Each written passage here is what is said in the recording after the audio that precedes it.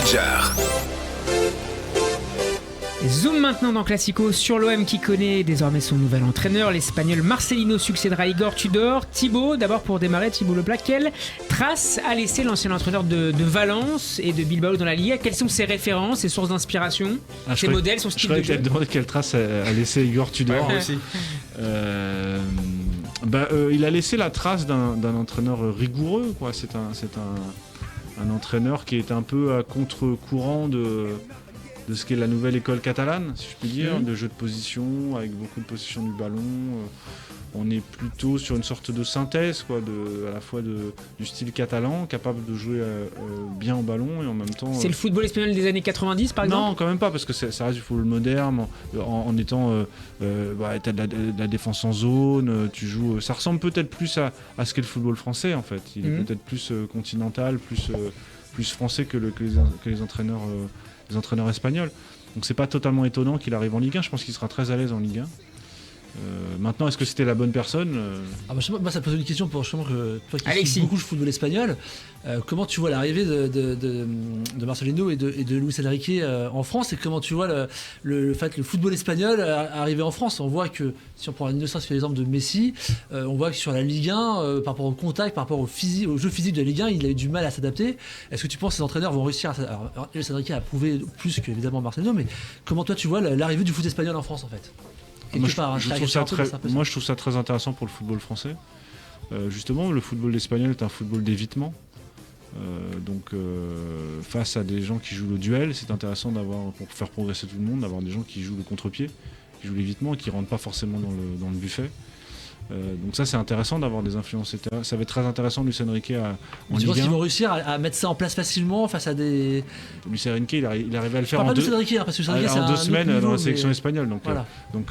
Et Marcelino, je pense qu'il pour le coup, il est peut-être encore plus armé pour réussir en Ligue 1. La question, c'est est-ce qu'il a l'effectif qui est adapté à son style de jeu? Parce qu'entre Sampaoli, Tudor et Marcelino, il n'y a quand même pas beaucoup de points communs. À part qu'ils parlent même pas, ils parlent pas tous espagnol. Tudor, il parlait pas espagnol. Non, c'est quand même très éloigné de Tudor, et qui était lui-même très éloigné de Sampaoli. Donc, est-ce que c'est certains joueurs pour lesquels je suis pas inquiet, mais il y en a beaucoup, on se demande un peu ce qui va se passer. Tu penses à qui, par exemple? Par exemple, le milieu de terrain, comment il s'appelle? Rongier, voilà, lui, j'ai pas d'inquiétude, il va s'adapter. Vertus, il va s'adapter. Gendouzi, tu penses que ça va être... Bon, il est sur la liste... Non, Gendouzi, ça peut être... Il est habitué à jouer dans un système comme ça, c'est formé à Lorient, donc il connaît bien ce système-là. Tu penses à qui? À Under? Je pense à Under, je pense à Payet. Je pense à Malinowski. Malinowski, je pense à Klose aussi. Alors Klose, par exemple, est-ce qu'il pourrait jouer comme latéral dans un 4-4-2? Non, je pense qu'il le fera jouer milieu gauche. Ouais. Je pense qu'il le fera jouer milieu gauche. Il donne une possibilité. Maintenant, je sais pas, le discours de Marcelino est aussi un discours très football, donc c'est très espagnol dans ce sens-là. C'est vraiment les mecs qui aiment le jeu, donc ils vont en parler. Et ça, c'est agréable en fait d'avoir. Les joueurs aiment ça. Un mec comme Payet, il adore ça. Ils adorent parler. C'est ce qu'ils adoraient avec Sampaoli, c'est qu'il peut avoir une place d'ailleurs, Payet, dans ce. Ouais, je pense comme l'était Parejo à Valence. Il était un peu le même type de joueur qui courait plus beaucoup, mais qui mettait des caviars. Et qui a été capitaine de Valence avec lui. Donc non, il peut avoir un rôle important si son indice de masse corporelle, de graisse corporelle diminue. Voilà. Je pense que ça va être ça l'enjeu, à mon avis, de l'intersaison. Moi, je pense que c'est symbole. Moi, je pense mais je sais pas, on peut s'interroger sur un peu la cohérence, mais c'est vrai pour le PSG d'ailleurs. Est-ce que tu recherches des personnalités pour venir coacher? Est-ce que tu prends des coachs qui sont disponibles? Est-ce qu'il y a une cohérence de jeu en fait? Est-ce que les présidents cherchent une cohérence? Ils veulent que leur équipe joue comme ça?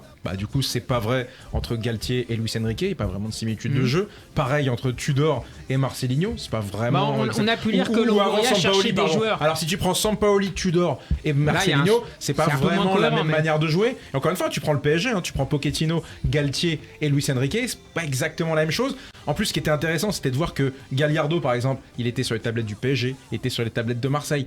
J'ai l'impression que nos clubs français un peu ce que tu disais tout à l'heure, sont en réaction par rapport au marché, par rapport à ce qu'ils peuvent faire, y compris le PSG, ce qui est un peu plus Ils peuvent inquiétant. répondre aussi à saisir des opportunités. Dans Voilà, le cas de Gallardo, par exemple. j'ai l'impression que tu n'as pas d'identité, tu vois, ils n'ont pas d'identité forte de on veut mettre en place ça et on va chercher le coach qui nous permet de le faire. Bah non, parce que On dit que dans le saison cas après de saison, l'OM, Longoria cherche des profils en termes de joueurs, des joueurs athlétiques qui coûtent moins cher que des profils techniques, et donc un gars comme Tudor ou peut-être Marcelino, je ne sais pas, sont capables de faire progresser des Après, joueurs comme ça. c'est un souci Thibaut. qui est assez récent, ça.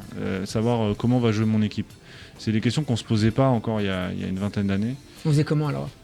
On voulait qu'elle gagne, on voulait qu'il débute, mais on se demandait pas est-ce qu'il joue la possession, il joue pas la possession. Ça, c'est arrivé avec Guardiola, en fait. C'était le Barça de Guardiola qui a tout changé là-dessus. On s'est rendu compte qu'on pouvait à la fois avoir une équipe qui joue bien et en même temps qui gagne. Parce qu'à présent, c'était un peu ça, c'était le dilemme, c'était savoir est-ce que tu veux bien jouer, ou est-ce que tu veux gagner.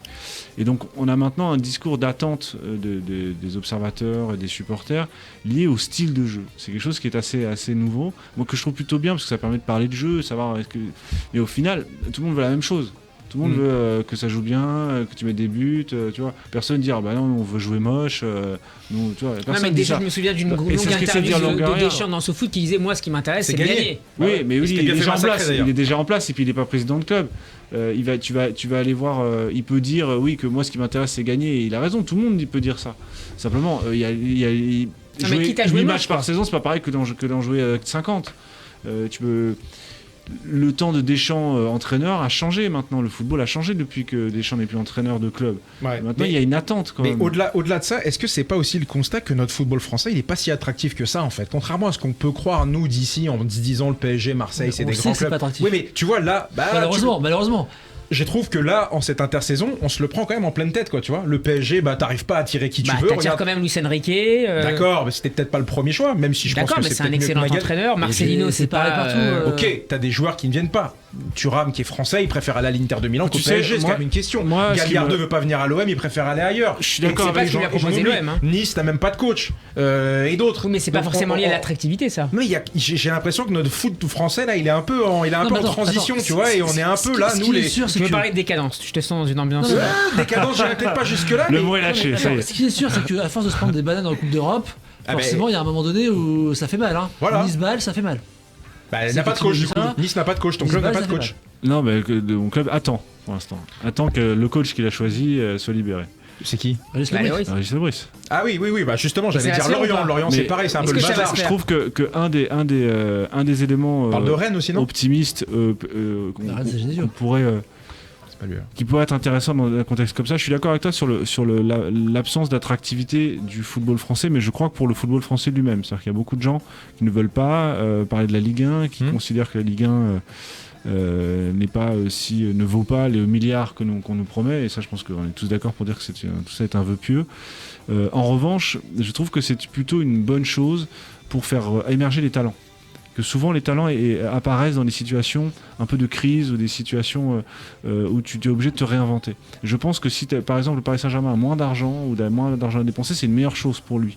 Je pense que si Longoria arrive à sortir des profils de joueurs, à sortir même des mecs comme Tudor, parce que moi je m'aimais pas trop, mais bon, je reconnais que c'est un bon entraîneur, c'est aussi parce que tu manques d'argent. Et que je trouve que c'est plutôt une bonne nouvelle pour le football qui est un peu moins d'argent. Après, c'est pas une bonne nouvelle pour les agents, c'est pas une bonne nouvelle pour les présidents de club, c'est pas une bonne nouvelle pour l'industrie.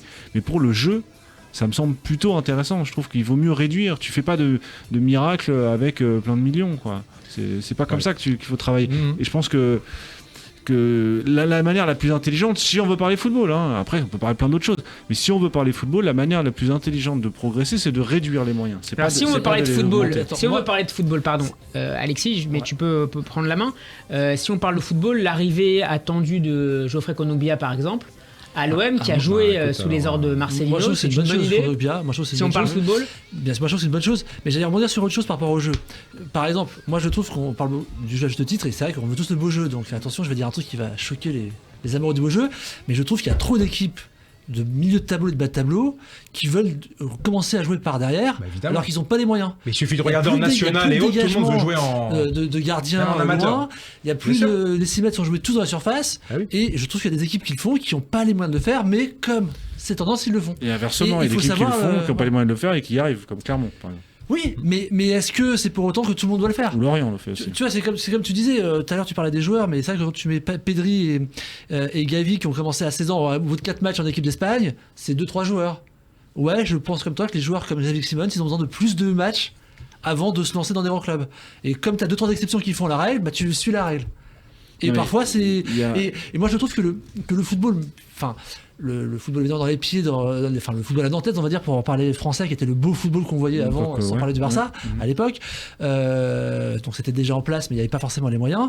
Bah oui, tout le monde a envie de jouer ça, mais tout le monde n'a pas les moyens. Moi j'aime bien le football de manière générale. C'est écoute, l'intensité que tu mets dans tu le peux foot. pas. qui compte, en fait. Thibaut Leplat. Ça, si tu penses comme ça, tu considères que les joueurs sont, ou qu'une équipe est une sorte de mécanique dans laquelle les pièces sont interchangeables, ou ont une valeur particulière, ont des qualités particulières, et que tu construis une équipe comme tu construisais un moteur de voiture. Ok, très bien, mais ça c'est une conception. Sauf que la conception qu'ont beaucoup d'entraîneurs maintenant, c'est pas ça. C'est-à-dire que tu as les pièces qui changent en elles-mêmes. Et c'est le principe du football qui est un organisme vivant, une équipe c'est un organisme vivant. Tu vas mettre des joueurs dans des dispositions, un type comme Rongier par exemple, il fait une carrière incroyable, alors que c'était un type qui est pas vraiment doué physiquement, ni techniquement, sauf qu'il s'est adapté parfaitement à des modèles de jeu totalement différents, très rapidement.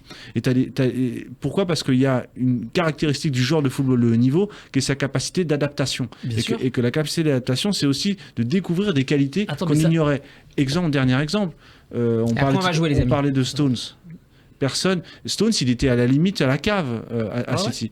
Il était à la cave et on a découvert que finalement, il était capable de jouer sous pression, qu'il était capable de jouer dans les petits espaces Mais- et qu'il donc il était capable d'avoir. Et c'est devenu un Alors, incroyable défenseur. Juste pour finir sur Les ça, joueurs évoluent. C'est-à-dire que tu peux pas. Si c'est- tu mets dans c'est- un contexte, où tu considères que tout est rigide et tout est substituable l'un à l'autre, effectivement, il y a des joueurs qui sont destinés à jouer d'une certaine manière. Sauf qu'un grand entraîneur, une grande équipe, c'est quelqu'un qui est capable de comprendre qu'une équipe est un organisme vivant dans lequel je suis d'accord chacun avec ça. dépend de l'autre et que tu peux pas juste réduire un joueur à ses caractéristiques techniques. Messieurs, on va jouer. Alexis. Radio J. T'as pas dit Jeep. J'ai rien dit. Classico. Messieurs, je vous donne quelques citations, vous devez en trouver les auteurs. Je ne suis pas entré sur le terrain dans le but de me faire de la publicité, j'en avais juste envie. Il y avait au moins 1000 autres personnes sur le terrain, mais ils ont fait croire qu'il n'y avait que moi. Nousre pour la Coupe du Monde, là, le turc, là, le boucher turc, je sais plus son nom. Sympa. Non, mais j'ai vu. Si, c'est ça, c'est ça. La c'est ça. Coupe du Monde. Ouais, parce que quand il est rentré sur le terrain, il a parlé sur le fait que. Alors là. Le boucher turc. il a touché la Coupe du Monde. Il est restaurateur, tu sais, hein, spécialiste de viande, on en a parlé tout à l'heure. Saleté de bail là, saleté de bail, sale bail, ouais. Le point pour Benjamin Merci. avec l'aide de. c'est plus Bon, écoute, ça c'est comme le foot, hein. On avait lancé le quiz. Là. Ça c'est comme le foot, faut marquer. hein. Jouez, Ah oui. jouez, messieurs, Bah jouez, oui, bah oui. ne serait-ce que quelques bouts de match à côté de ces monstres, c'était énorme. Quand j'y repense, nous étions 3 joueurs formés à Sochaux en bleu, Pedretti. Benoît Pedretti et Pierre-Alain Fro. Mince. Et Ah, moi, bah, c'est Montsoreau, vous ça. imaginez un truc pareil aujourd'hui? Montsoreau. Pierre Linfro. Non, c'est Je Pierre vais dire Alain pardon, Pedretti, excuse-moi. Pierre-Alain Fro Ah oui, et... Sochaux. Ah, Jaime Mathieu. Hendrikus Vos. Magnifique ça. Non. Tu vois pas la petite carte Panini Vos. Équipe Magnifique. de France. Ah, équipe de France, excuse-moi. Marc Martin. Menez, mais Non, pas mal. Kamel Meriem. Kamel Meriem, Ok, le pas point, mal. c'est sur le site de SoFoot, le point pour Alexis. Je suis heureux de rejouer avec le meilleur joueur box-to-box au monde. N'Golo Kanté. Bien joué, on parle de lui, mais qui le dit? Benzema. Benzema. Ah non, demi-point, Eh, excuse-moi. eh, Non, attends, Le point oh, pour Sûr Alexis. qui t'a donné le point. Un brassard, messieurs, un brassard, c'est un détail. Tu dois montrer que tu es un leader avec ta personnalité. Il a choisi de partir. On ne sait pas s'il avait une gêne, mais une des raisons de son départ était le brassard. C'est Thibaut Courtois. Enfin, Oui. c'est l'entraîneur, c'est Martinez. Alors, c'est pas l'entraîneur. Non. Ah, c'est. De Bruyne. Hasard. Non, c'est. Lukaku. Non. Lukaku. si, j'ai vu. Vermeulen. Hein. Meunier. Non. Toujours il ouvre sa bouche J'ai dans vu les qu'il a médias. parlé. C'est un ancien joueur de Ligue 1. Stéphane Chapuisat. N'importe quoi. Il est suisse en Et en plus, plus, ça il est marche suisse, pas. Ouais. N'importe quoi. Emile Mpenza. Ah, mais il est Openda, toujours, tu il est en devrais- sélection, hein, Non, c'est j'ai un vu que belge. c'est un d'accord. joueur- c'est un belge qui a parlé là, je sais. C'est un ancien de Monaco. Ah, Tillmans. Non, pas mal. Mais... Putain, c'était pas mal ça. Atletico. Ah, Carrasco. Carrasco, Ah, le point Carrasco. pour Alexis. En tant qu'attaquant, jouer avec Chamac était fantastique. Il gagnait tous les duels. Je traînais toujours derrière lui pour récupérer des ballons. Et je ne parle même pas du niveau spectaculaire de Gourcuff. Quel joueur, il était impressionnant. Joueur de légende, hein. On va remonter un petit peu dans le temps. Lasland. Bordelais. Lanus. Non, Lasland.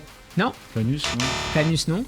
Non, mais c'est un milieu de terrain. ça, Attaquant de Bordeaux alors. Attaquant au milieu de terrain, ça. Ouais, attaquant, il dit en tant Attaquant. qu'attaquant, Qui joue était avec Chama qui Chama, était fantastique. Kavenaghi. Kavenaghi, oh là là, interview aussi à T'as lire pas des trucs des sur le site de SoFoot. Putain, L'Espagne mais est mon pays. J'étais absent pendant de nombreuses années. Thibaut, tu peux jouer avec nous.